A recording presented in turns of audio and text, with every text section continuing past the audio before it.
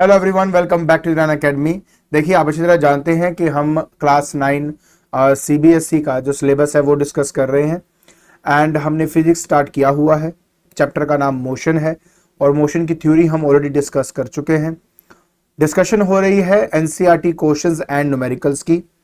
आज के लेक्चर के अंदर हम जो पेज नंबर 103 एंड जो पेज नंबर 107 है उसके ऊपर आए हुए जितने क्वेश्चंस एंड न्यूमेरिकल्स है उनको हम डिस्कस करेंगे। तो बिना कोई टाइम वेस्ट किए चलिए शुरू करते हैं।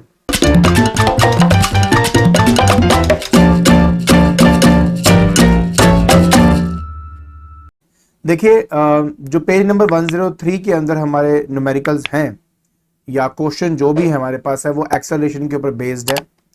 और अगर आपको याद हो तो हमने एक्सेलरेशन के बारे में पढ़ा हुआ है कि एक्सेलरेशन जो होता है वो change in velocity divide by time taken होता है, जिसका formula v minus u over T हमारे पास होता है। अब इसमें सवाल ये है कि इसमें v क्या है, u क्या है और t क्या है। तो v होती है हमारे पास दैट इज फाइनल वेलोसिटी, हम इसको फाइनल वेलोसिटी कहते हैं। u जो है वो हमारी होती है इनिशियल वेलोसिटी, इनिशियल वेलोसिटी हम इसको कहते हैं। और जो t है हम उसको कहते हैं टाइम। ठीक है, a ऑफ कोर्स हमारा क्या है, एक्सेलरेशन है।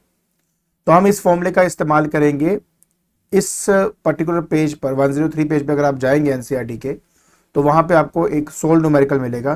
तो सोचा कि पहले मैं आपको सोल्व न्यूमेरिकल करवा देता हूं, फिर जो अनसोल्व आपके न्यूमेरिकल या क्वेश्चन है उसको हम उसके बाद डिस्कस कर लेंगे। ठीक है, चलिए। तो एग्जाम्पल 8.4 है जिसको हमें डिस्कस करना है। अब देखिए क्या कहता है कि starting from a stationary position. अब जब उसने एक वर्ड यहां पे यूज कर लिया है, मैं आपका ध्यान लेके जाऊंगा इस पे। इसमें इसने कह दिया है अ स्टेशनरी पोजीशन। स्टेशनरी पोजीशन का मतलब होता है रेस्ट। अब जब कोई चीज इनिशियली रेस्ट पे होती है तो मतलब है कि उसकी जो इनिशियल वेलोसिटी है हम इसको जीरो कंसिडर करेंगे। Rahul pedals his bicycle to attain a velocity of 6 metre per second in 30 seconds. तो यहां पर जो टाइम लग रहा है वो 30 सेकेंड्स का है। और 30 सेकंड के बाद की जो वेलोसिटी है जिसको हम क्या कहते हैं, फाइनल वेलोसिटी। तो यहां पे हमारी जो फाइनल वेलोसिटी है जिसको हम v से रिप्रेजेंट यहां पे करेंगे और वो यहां पे लिया जाएगा 6 मीटर पर सेकंड का। ये हो गया एक सिचुएशन। फिर कहता है then he applies brake such that the velocity of the bicycle comes down to 4 metre per second. इस लाइन का ये मतलब है, देखिए ये मेरा पहला केस है जब इनिशियली वो रेस्ट पे था, उसके बाद 30 सेकंड्स के बाद उसकी वेलोसिटी 6 मीटर पर सेकंड हो जाती है। अब सिचुएशन ये है कि इनिशियली जो उसकी स्पीड है जिसको हम इनिशियल वेलोसिटी हम यहाँ पे कहेंगे। अब यहाँ पे जो इनिशियल वेलोसिटी है वो हमारी 6 मीटर पर सेकंड है। ब्रेक लगाने के बाद अब उसकी जो फाइनल वेलोसिटी है जिसको हम v से रिप्रेजेंट करेंगे वो हो गई है 4 मीटर पर सेकंड। और जो टाइम लग रहा है ऐसा होने में वो है 5 सेकंड का। अब क्वेश्चन ये कहता है कि calculate the acceleration of the bicycle in both the cases. तो पहले केस की बात करें तो एक्सेलरेशन होता है हमारे पास v minus u over T. Final velocity हमारी 6 है, इनिशियल वेलोसिटी हमारे पास 0 है एंड टाइम यहाँ पे 30 सेकेंड्स का यहाँ पे लिया गया है। तो 6/30 होता है 0.2 metre per second square.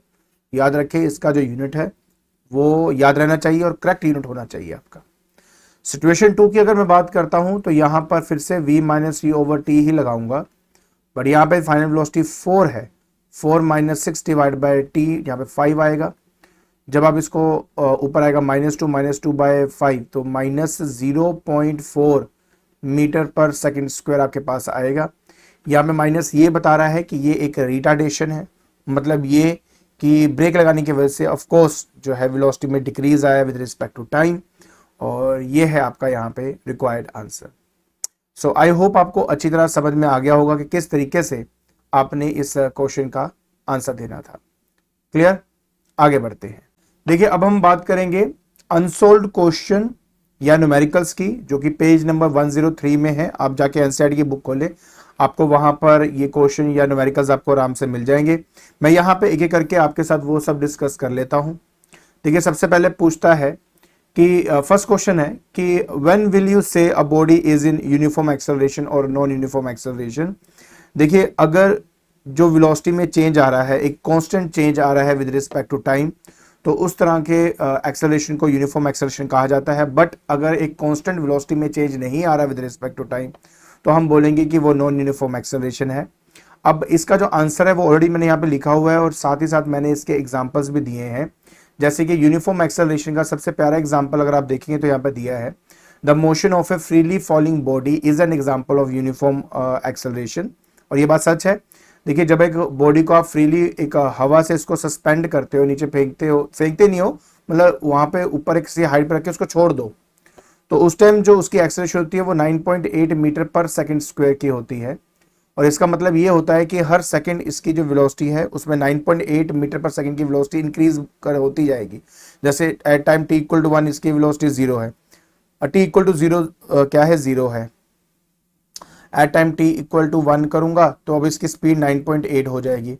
Eight time t equal to 2 करूंगा तो अब इसकी स्पीड 19.6 हो जाएगी। तो हर एक सेकंड के साथ इसकी स्पीड में 9.8 मीटर पर सेकंड की बढ़ोतरी होती जाएगी।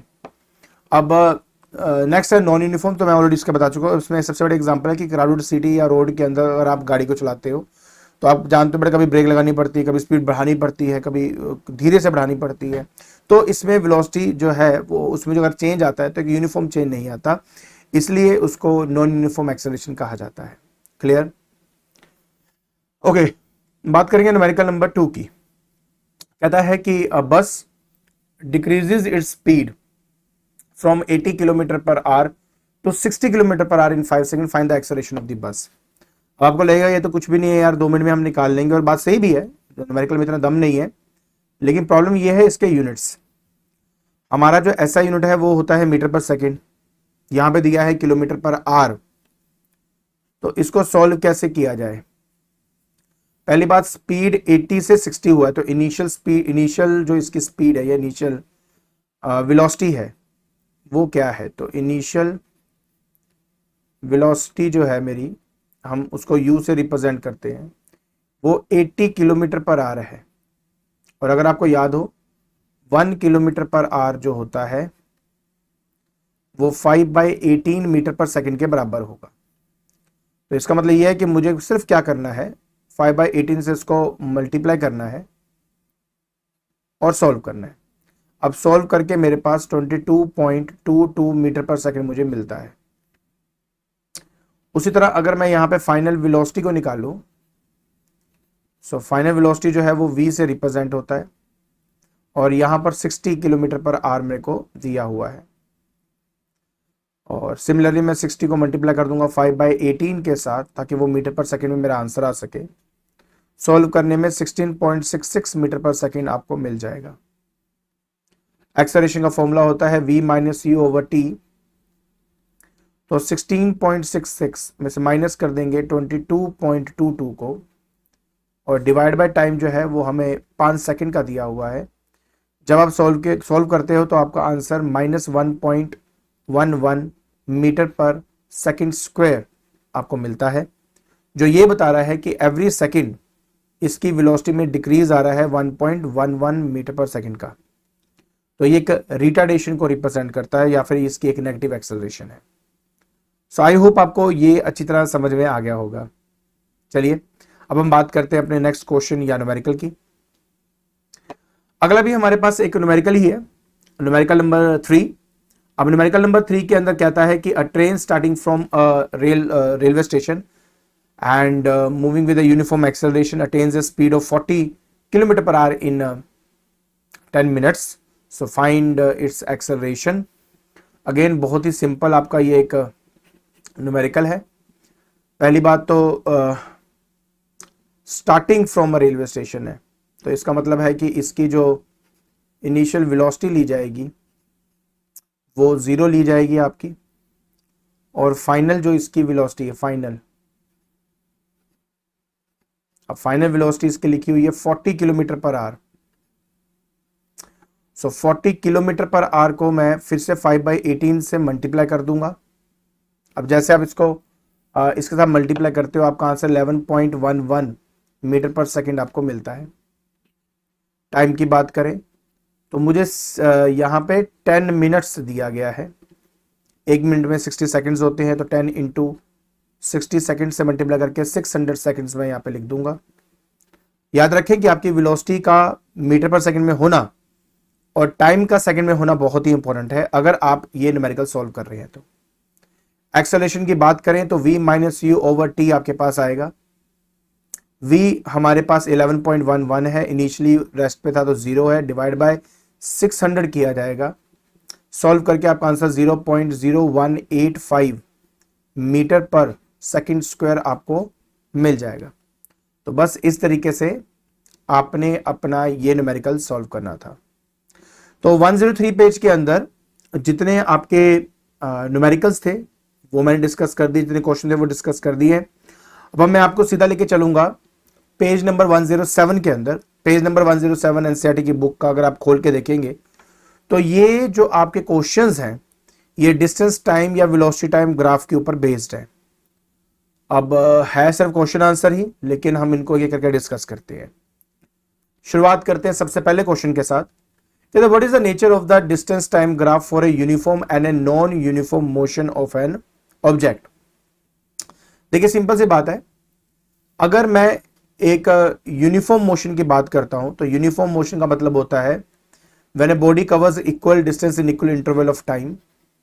अब ऐसे कंडीशन के अंदर हमारा जो ग्राफ बनता है, पहली बात ये डिस्टेंस यहां दिखाएंगे और टाइम जो है आप यहां दिखाएंगे, और जो ग्राफ होगा आपका वो ऐसा बनेगा, स्ट्रेट लाइन बिल्कुल ऐसे। और ये जो आप यहां पे देख रहे हो ये ग्राफ है यूनिफॉर्म मोशन का। लेकिन अगर मैं एक बात करता हूं नॉन यूनिफॉर्म मोशन की, तो यहां पे फिर से मैं अपना डिस्टेंस लिखूंगा, यहां से मैं अपना टाइम लिखूंगा। और नॉन यूनिफॉर्म के अंदर क्या होता है कि unequal distance in equal interval of time या equal distance in unequal interval of time, तो वो नॉन यूनिफॉर्म होता है और उसका एक कर्व्ड ग्राफ होता है। ये कर्व्ड ग्राफ है, तो ये यूनिफॉर्म मोशन को रिप्रेजेंट करता है और ये नॉन यूनिफॉर्म मोशन को रिप्रेजेंट करता है। ठीक है, बहुत सिंपल है, आराम से एक बार इसको देखें, आपको समझ में आ जाएगा कि इसमें क्या करना है। बात करते हैं क्वेश्चन नंबर 2 की। कहते हैं what can you say about the motion of an object whose distance time graph is a straight line parallel to time axis. देखिए सिंपल सी बात है, अगर मेरे पास एक डिस्टेंस टाइम ग्राफ है, so this is distance and this is time, और उन्होंने कहा है कि जो आपका ग्राफ है it is parallel to time axis like this. तो इसका मतलब ये हुआ कि टाइम बीत रहा है लेकिन उसके डिस्टेंस में कोई भी चेंज नहीं आ रहा। डिस्टेंस में नहीं चेंज आने का मतलब हुआ कि उसकी पोजीशन में कोई भी चेंज नहीं आ रहा। तो इसका मतलब हुआ कि ये जो बॉडी आप देख रहे हो ये स्टेशनरी या रेस्ट पे है। इसी वजह से अगर आप इस आंसर को रीड करेंगे, जो मैं एक बार आपके लिए रीड कर भी देता हूं, कहता है कि if the distance time graph of an object is a straight line parallel to time axis, it shows that the distance of the object from its starting point, its starting position, is just the same at all times. Since the object remains at the same distance from the same position or from the starting position, it is not moving. So the object is stationary. I hope आपको ये वाला part अच्छी तरह समझ में आ गया होगा। आपका क्वेश्चन नंबर 3 में कहता है कि what can you say about the motion of an object if its speed time graph is a straight line parallel to time axis? Okay, अच्छा क्वेश्चन है ये भी। सबसे पहले तो आप ये समझिए कि अगर ये मेरा एक स्पीड या वेलोसिटी और टाइम का ग्राफ है और एक स्ट्रेट लाइन है मेरे पैरेलल टू टाइम एक्सिस, इसका मतलब समझो फिर से कि टाइम बढ़ रहा है बट आपकी जो स्पीड है उसमें कोई चेंज नहीं आ रहा। अब क्योंकि स्पीड में कोई चेंज नहीं आ रहा विद रिस्पेक्ट टू टाइम, तो इसका मतलब है कि ये एक यूनिफॉर्म मोशन को रिप्रेजेंट कर रहा है, और यही इसका आंसर भी है। बाकी मैं आपके लिए एक बार रीड कर देता हूं कि the speed time graph of an object is a straight line parallel to the time axis, then the speed of the object at every instant of time is just the same. So the object is moving with a constant speed or a uniform speed, and there is no acceleration at all because velocity में कोई change नहीं आ रहा, इसलिए acceleration क्या है हमारा 0 होगा.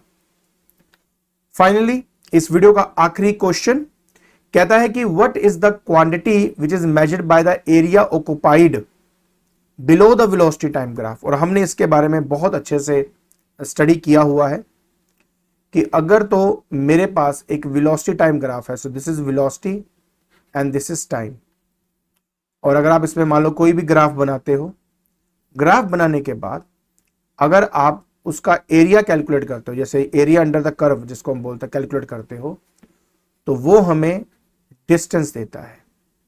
Distance या डिस्प्लेसमेंट भी आप बोल सकते हो अगर तो ग्राफ ऊपर की तरफ बना हुआ है.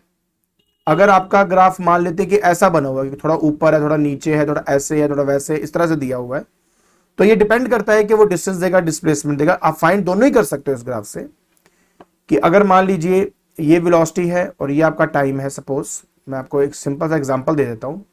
इसका एरिया A1 है, इसका एरिया A2 है, इसका एरिया A3 है. तो अगर आपने डिस्टेंस कैलकुलेट करना है, मतलब दोनों चीजें कैलकुलेट हो जाती हैं, तो इन सबको प्लस कर दो. आप इन सबको एरियाज को प्लस कर दो.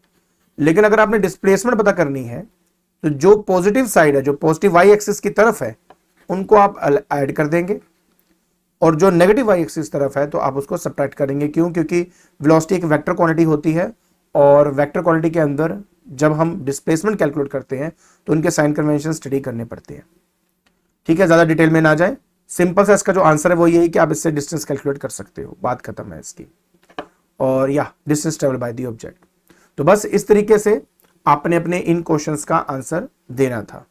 आई होप आपको ये सब क्वेश्चन और उनके आंसर समझ में आ गए होंगे. ठीक है, तो आज के लेक्चर के अंदर हमने एनसीईआरटी बुक के कुछ क्वेश्चन जो थे या numericals of page number 103 and 107 discuss किए हैं. एंड आई होप आपको अच्छी तरह समझ में आ गए होंगे कि इन क्वेश्चन और इन न्यूमेरिकल्स का आंसर कैसे देना है. और अगर आपको वीडियो पसंद आ रही है तो please like it, share it and subscribe it. आज के लिए बस इतना ही. Thank you so much.